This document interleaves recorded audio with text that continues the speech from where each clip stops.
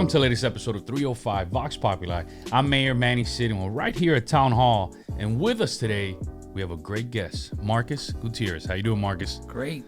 Thanks for having me, Manny. No, man, we really appreciate you. So your story is very powerful, right? Your journey, your story, like every human being, right? We've had our ups, our downs, our adversities, but one thing that stayed constant with you is your faith.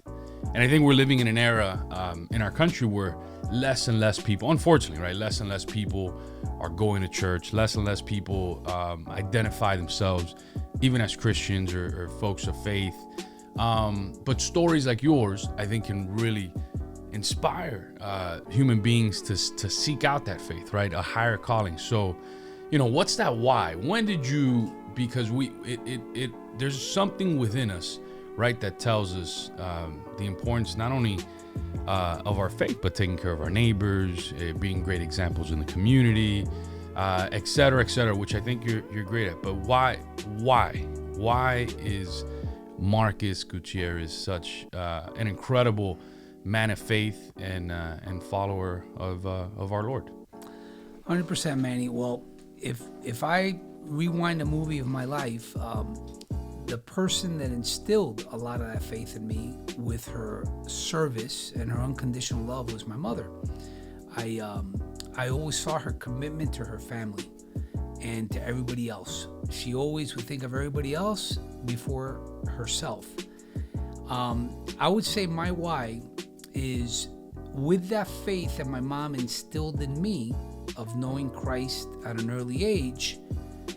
The more I knew him, the more you start loving God. And the way to love God is to love others. And then you have a calling to serve. And not serve just within the four walls of a church, serve out in the community. Everybody you come in contact with. People need to be listened to. People need a smile. People need encouragement. And in doing that, you encourage yourself. Swords sharpen swords. And that's what we got to get back to, which is the example that Christ did when he walked in this earth for 33 years. He showed us a model. We just got to start following it. And it's a model of love and total service to others. One of the things that inspires me most in God's word is the reading of talents, where he gives three people the same amount of talents. And it's not to just preserve them, it's to multiply them. And when he comes back to see those three gentlemen, what they did with the talents they gave them, and it's not monetary talents, it's a gift. Every single one of us is made in God's image, and we all have gifts. And we have to identify those gifts. And one day, we're going to be in front of God, and he's going to say, hey, what did you do with the talents I gave you that belonged to me that I gave you? What did you do? How did you make it better? How did you multiply it? So I think that's my why in life. And talking about faith and talents, you made a big bet in the 80s, I believe, right? You were working in the fastener, the stapler business, which is a very unique niche, right? I don't know many people that are in that world. And then you made, with your talents, right? Going back to that verse, you made a huge leap in your life. You were comfortable. You were working for a large corporation, right? And I will say this: it's okay working for large corporations, working for government, but you make important decisions, but you're a cog in a bigger wheel. When you make a leap of faith and you open up your small business, any bad decision could lead to destruction, not only of your business, but of your family, right? Your family's opportunities, the folks who take care of you. And that's a huge burden, right, to have on you. And that's why a lot of people shy away from bringing out our talents, right? But you said your wife was pregnant with triplets, right? Carol, amazing wife, amazing mom, amazing person, friend, pregnant with triplets, and you took a leap of faith. You opened up a business, right? You acquired a small business, really wasn't making an immense amount of money, but you took a leap of faith. And talk to us about what role did your faith play in that portion, because you hit it on the head with the talents, right? Because that sometimes you might, I'm sure you question yourself through that process when you made the leap of faith and you're like, what did I just do? Talk to us about that process. Well, yeah, you're right. I work for I started with a corporation. I worked for a company called Dual Fast. They're no longer in business in the 1980s when I was a young man right out of college. And I did very well. And kept moving up that corporate ladder, which gets narrower as you go up. And at some point in time, you've got to take risk. Something that I always listen to, you can't steal second base and keep your foot on first. Okay? So if you want to steal second base, you gotta take your foot off first. And sometimes God sends you things where you've got to make that decision, especially if you're doing it for the right reasons. And in 1993, I was very successful with the company I worked for, and then it moved to the third generation, and things were heading in a bad direction in that corporation that I was in the corporate world, which has happened to a lot of people. Big corporations, they think that they're going to get a Rolex watch after 50 years, and they get let go, and they have no choice but to do something different. So I get home one day, and my wife's pregnant. We went to the doctor. They said that we're going to have twins, and then they said we're going to have triplets. And I knew it was only a matter of time where I was going to be unemployed anyway. So I said, listen, if I do well for a corporation and I make very good money, if I try it on my own, I mean, something good's got to come out of it. So I took the leap of faith, and by God's good glory and my mom back then that was alive that helped me raise the triplets, because I wouldn't stop. I mean, I'd get home with 3 babies. We didn't want my mom or my in-laws to sleep over, because if we had them stay over, how do we get them out, right? So we tell them, at the end of the day, everybody go home. No, but that is awesome. Never let your in-laws sleep at your house. Calabaza. Pa su casa, right? Because if I let them stay, how do I get them out later? Well, we're done with the triplets, right? So I wouldn't sleep because, we went from 0 kids to 3 kids. And at the same time, I had an opportunity to build my building. You've been there, that I rented out to Dario. So I was building a building, starting a business, triplets at home. And God always gives you the strength when you do things for the right reasons. And when you do them the right way, in my opinion. If you do them the right way and you do them consistently, and part of the thing that I think is wrong with today's society, everybody wants instant gratification. And life doesn't work that way. When you make a series of good decisions for a very long time, eventually you get good results. When you make a series of bad decisions for a very long time, you'll get bad results. So a lot of effort, a lot of work, but things panned out for me, thank God. And then in 2008, just when you think everything is going great, we had a huge recession, big collapse. And I didn't have to start all over again because we grew the company quite a bit. And luckily, it had a good foundation where it didn't go down in 2008. But I had to rebuild it and start all over again. So what did your company do, just for the listeners so they can... And this is funny because it's a little bit of a joke. Every time I'd go out, when I was going out with Carol, we'd have dinner with different couples, and everybody would say, "What do you do?" "I'm an attorney." "What do you do?" "Well, I'm in politics." "Well, what do you do?" "I do this." I do that. "And what do you do, Marcus?" "Well, I sell staples." Right? And everybody would look at me. I'll pick up the bill, right? I never had to pay a bill when we went out in couples. But it was a niche market. Basically, we sold fastening solutions. Everything that needs a fastener, we have a tool and a fastener for, be it construction, furniture, pallets, crates, kind of like a niche market. Not a huge market, but I do it well. Whatever you do in life, if you do it well, regardless of what it is, you'll be successful at it if you have a passion for it. How many employees at the peak? When I started, it was just 3 of us, and we got up to about 18 employees to about $8 to $9 million. Then it crashed in 2008. First of all, it started, like you said, almost at 0. We bought a company that did $250,000. And mind you, we're not selling automobiles or a high-ticket item. We're selling staples, nails, packaging supplies. So $8 to $9 million of staples, nails, and packaging supplies is quite a bit. And then in 2008, when construction's humming and everything corrects itself, and all of a sudden you're doing 40% less from one day to the other, but you have to take the right attitude. If you're given lemons, you make lemonade, and you just get back to work, just like I did when I started it. But it took a lot out of me. So at that point in time, I prayed to God to simplify my life a little bit because I really wasn't happy. It wasn't like when I started. I wasn't, I had too many employee issues. I was always putting out fires. So I said, God, hey, if you have a simpler life for me, I'll take it. And ironically, when the company was starting to come out of it and I was building it up again, I had an offer to buy Markwell, and I sold it, and I'm still there as one of the directors. But I also do a few things on the side, investing, construction, that type of thing. Try to stay a little diversified. Yeah, but it's a great story, especially for all the kids who are going to be working on this and listening, of having faith, right, in our Lord and betting on yourself, right? Going back to that Bible verse about the talents, right? How many other people out there were raised like in Hialeah, right? That we grew up in Hialeah, went to the same school, but they never maybe had the similar talents, but they never took the leap of faith. We call it risk, right? For us, we're risking it, but it's a leap of faith, right? Knowing that God's going to catch us, right? And I think that your story helps. I hope is going to help more people take that leap, because that makes our society better. I mean, look, I had the delegation from Sevilla, Spain, here in my office this weekend. Albert met them. And they were like, look, one of the challenges that we have is that a lot of the youth in Spain, they all aspire to work for government. Because you're just there, you're guaranteed a job forever, you're guaranteed, certain things forever. Nobody can ever fire you.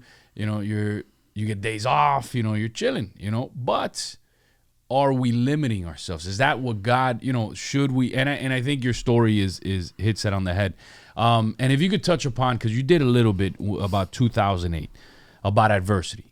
All of us have gone through our spells of adversity, but how through adversity, how important is leaning on our faith? Because there's a lot of folks that are like, why God? Why me? Why? And it's hard to see it at the moment, but God always leads us down that path. And again, I know a lot of folks that might be watching are agnostic or atheist, and that's okay, right?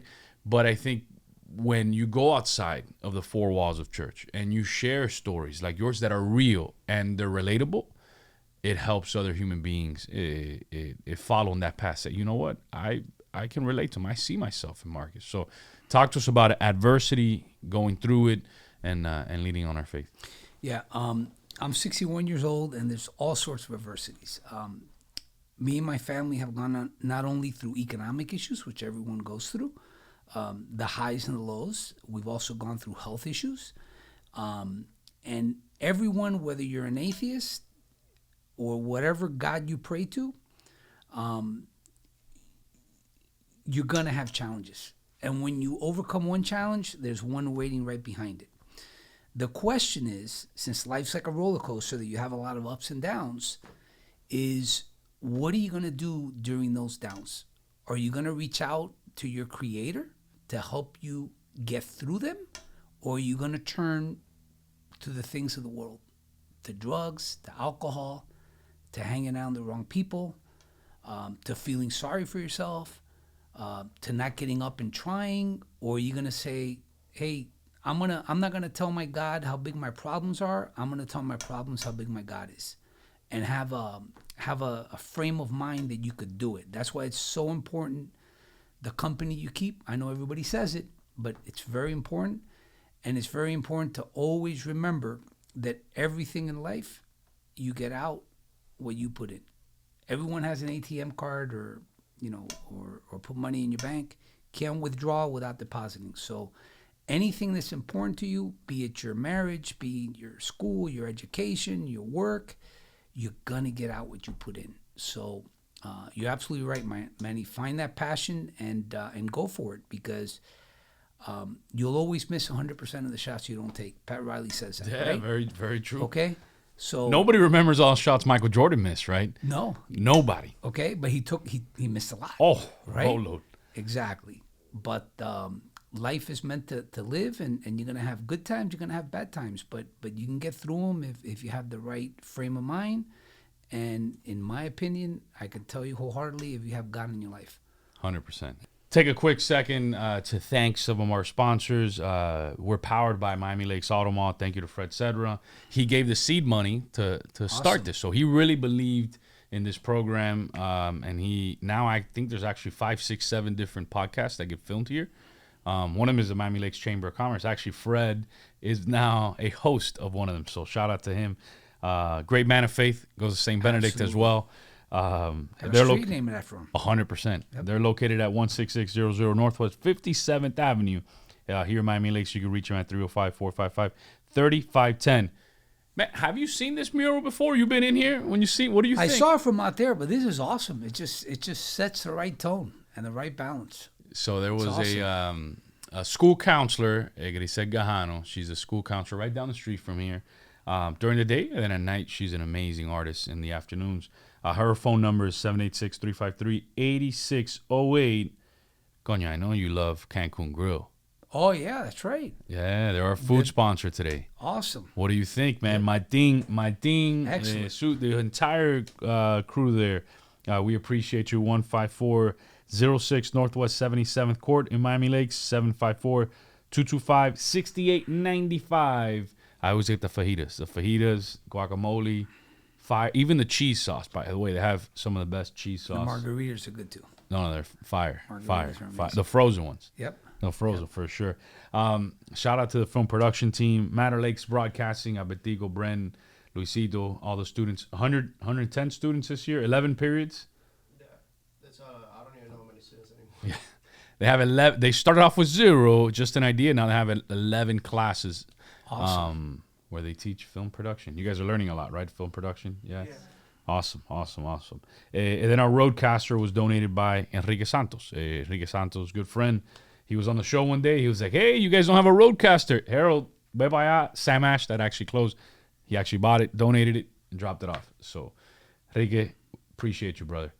Before I hand it over to the students to ask you some question, one last question from me. So putting this all together, because I didn't ask you for your age, and you put it out there, right? 61 years old. Mm-hmm. You're a young man, but today, looking back at your path, looking back of all the years of adversity, struggle, you have an incredible marriage, right? As an example to our community. Your kids are immensely successful, great kids. You have your first grandchild. You have, an amazing family and a beautiful house, your businesses, your properties. I mean, you get back always at the church. But if you could look back and just reminisce, what does the journey mean to you today? That you have a little bit of time to at least sit back and be like, wow, I can't believe we went through this. We made it out. We went through that. We made, how does that feel?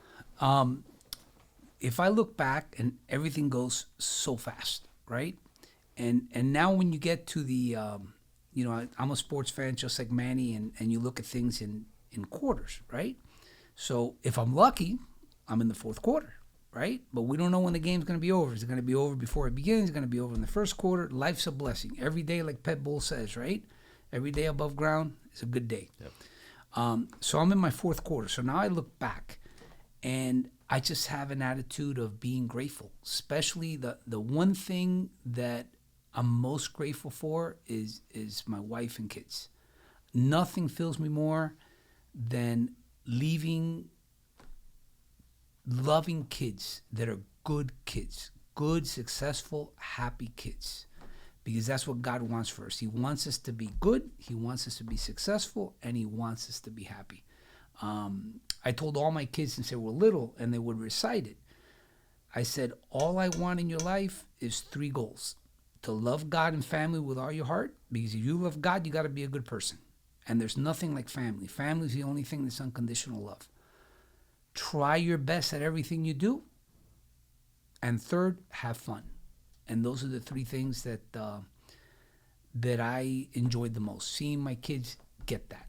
Not only that they're happy and successful, but that they're good people that hopefully will also give back. That's amazing. So what do you guys got for Mr. Gutierrez? What is the biggest challenge that you've had to overcome in your life? I didn't overcome it. I just had to go through it. Okay. One of my kids, which now is very successful, he's a firefighter and paramedic. He went through a health issue and he made it through. But having to let go and let God was very difficult for me, because in my opinion, all of us that are dads were made in the image of Saint Joseph to protect and provide. And when you feel that you've got to really leave it to God, which at the end of the day we leave everything to God, it was very frustrating that I just had to just pray and hopefully God would come through. That would be the biggest challenge, just letting God and let it go. It sounds easy, but it's hard to do because we think we can control everything and we can't. You know? You mentioned life is like a roller coaster, and I 110% agree with you. My question for you is what's your secret to staying committed to your goals? The secret to staying committed to my goals is I like to, every morning I get up, I like to have my to-do list, right? And I've had to learn not to overreach. It's better to do a few things well than to do a lot of things not well, right? And not be so hard on yourself. If you did your best, the next day, get up and say, hey, how could I be a little better today, right? But not be too hard on yourself, but continue to always try to do better at everything that you do. Thank you. Okay? Was it hard to start your own business, and is it easier now that you're on your own boss? It really wasn't hard because I really had no other choice, because I knew where I worked that it was a sinking ship, right? And I had 3 mouths to feed. So a lot of people say, oh my God, you're so courageous.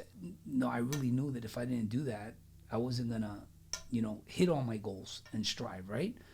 I didn't have anybody to back me financially, so I had to take a leap of faith and just offset it with hard work and leverage other people's experience, right? What was the second part of the question? Is it easier now that you're your own boss? Yeah, once you do something, sometimes things are very intimidating, but when you just try, you're like, man, why didn't I try this before? Right? So when you try, the best teacher, in my opinion, on anything you do is engagement. You gotta try, even if you strike out. Like Manny said, Michael Jordan, they cut him from his high school team. Said he couldn't play, right? And he didn't stop trying. Albert, you got anything? Good. So, Marcus, we hand it over to you. You get to ask us 2 questions, me, students, whoever, whatever you want. You're the host for 2 questions. I'm going to ask you a question. What's important to you? What's your biggest goal now that you're in the second quarter, okay? Entering your third quarter. How has your attitude changed with life? I mean, you hit it on the head, right? It's having a proper balance, right? With there's a lot of opportunities that I've as mayor that I left on the table. Like, I could have been maybe the president of the Florida League of Cities or the National League of Cities, right? I was on national committees and stuff and statewide committees, even the Day League of Cities. But not having that proper balance, that would have tilted one way and left my family behind. So I think family is become, as you become older, I mean, you realize those are your folks, right? Your friends, yeah, you got friends, but at the end of the day, you know what I mean? Some people gravitate towards me being mayor, other people are, but you realize the importance of family, right? So no, look, and I think I'm still gonna take risk. I'm blessed that Melissa's amazing and my wife's amazing and she's cool with us taking risks. I'm still gonna take those leaps of faith, right? In politics, in business, in public administration, whatever it may be, I'm gonna try and take that leap, but also have the proper balance always, right? So I remember when I first got elected in 2012, I felt that I had to go everywhere. I remember one time we were on vacation and I was like, oh, there's this, I don't know if it was a Veterans Parade or there was an event. I was like, hey, we should go back and participate in this, you know what I mean, this parade. Now I'm like, get out of here. You know what I mean? I go, it's important for us to go, you know, for that. Like, I've never missed a Veterans Parade, but I've missed other events, right? Important because your family is more important than anything else, right?